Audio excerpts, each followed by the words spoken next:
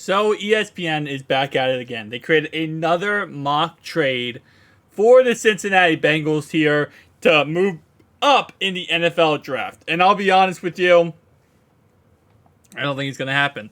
I don't think they're going to trade up at all. But the proposed Cincinnati Bengals trade from 28th was the Tampa Bay Buccaneers. They're going to trade up with the Tampa Bay Buccaneers. They would trade up to the 19th pick and also get a third-round pick from the Bucs, and they would give up their first-round pick, a third-round picks, and Jonah Williams. So, wow.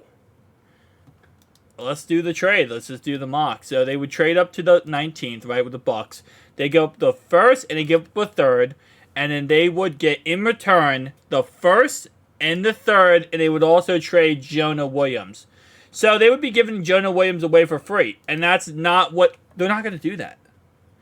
Cincinnati has made it clear they want a second or a first or second round pick for Jonah Williams. And if they don't get that, he's a right tackle for this upcoming year, period. No talking. Now, well, maybe... No, it's not, oh, well, maybe. They're not going to do that. Now, they are moving up in this, set here. They're moving up 9 spots on the first round, and they're moving up 4 spots on the third round. But that's not equivalent to an extra first round pick or second round pick. So, I don't know. Let's just do the mock trade. Let's see how it works. Let's force the trade. So, this is what the ESPN has mocked. Let's see how this draft goes. So, obviously, the 19th overall pick, they have a lot of different options. They go with Dalton Kincaid, Quinton Johnson. And it's kind of funny. Is this one? No, he's still available. Bijan Robinson. He's still available in this mock. Cansey, Deontay Banks, Brian Brees, Miles Murphy, Michael Mayer. All these players still available pick 19. So, don't get me wrong, they trade up and get that. That's not bad because, yes, they are getting the 19th pick. They have a chance to get a couple of these superstars. It's just not how Cincinnati works. So, that would be my only problem here. He's requested a trade. Zach Taylor has said that he expects Williams to make the switch to right tackle, right side of the line, and the Bengals have not seemed eager to give up on him, but doing so would allow them to trade for a higher pick if they wanted to. Here's the problem. Zach Taylor, when it first was reported that he was being asked to be traded, Zach Taylor was like, he'll move the right tackle. There's no problems with that. He'll be fine. We have no problem. We don't expect him to be a problem. Zach Taylor was very confident that he'll be right tackle, no problem. At the meetings that just happened for OTAs, they asked Zach Taylor about it. He said, the talk me and Jonah has is private. He didn't talk anything about the fact of him being the right tackle anymore. Now the talk is, we're not talking about it. And me and him, we're having private conversations about it. So, it's a little bit different of a swing now. Now it's more or less like, okay, we're talking about this personally. We're not going to make this public, which is always smart. And as your coach, always recommend doing it and taking that philosophy in life. You never want to take anything publicly, but usually a coach says, hey, listen, that's no problem. You guys making nothing out of something out of nothing. But that was his first approach. But the second approach was, we're talking about this ourselves. With that in mind, the Bengals can use Williams as a way of trading up, jump from 28 to 19, would get them ahead of likely trade down teams, such as Seattle, Ravens, and Vikings, to take their tackle. La'el Collins is under a contract on the right side, but he could be a cap casualty if Cincinnati finds someone it likes. We move 10 spots later in the draft. So they saying here is they would trade up and not go for Quinton Johnson. And I don't think they need Quinton Johnston, don't get me wrong. Obviously, he's the best receiver on the board. He shouldn't be available at pick 19. That's why I'm talking about him. They're not going to take a star defensive lineman for the future. Cansey, who, keep in mind, DJ Reed is on last year's contract. Dalton Kincaid, a position they need more than anything. Deontay Banks, a star corner that helps out if Cheeto is not available week 1. Brian Brees, who's really more of a project. Miles Murphy, a really good edge rusher in this draft. Bijan Robinson, a star running back in this draft. Michael Mayer, a star tight end in this draft. They would instead go with someone like a tackle. And again, this is not crazy to say this. Except for, I feel like, and as I'm learning more and more about these guys, after Peter Sharonsky, Broderick Jones, who else we have? Darnell Wright. It seems to be kind of a little bit of a drop off for some of these offensive tackles. Not drop off, but I'm saying like there's that elite level, and then there's kind of a mid level. So I think they can get someone like Antoine Harrison at pick 28 though. And I feel like if they trade up for this position, obviously they're getting rid of, let's be honest, they're getting rid of, what's his name? They're getting rid of Jonah Williams.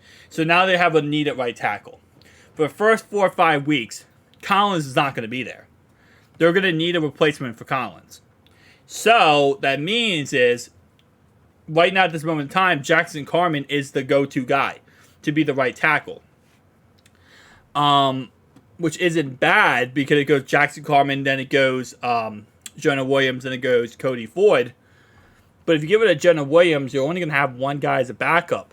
The thing is, though, I feel like you take a tackle later on in the draft. If you're trading up like this, you're not trading up like this to get a guy you can get at 28. You're trading up like this to not only move up in the third round, too, is you're moving up like this to get a star. You're moving up like this to get a game changer that's going to change your franchise. I'm just saying, you trade up to get a star player, guys.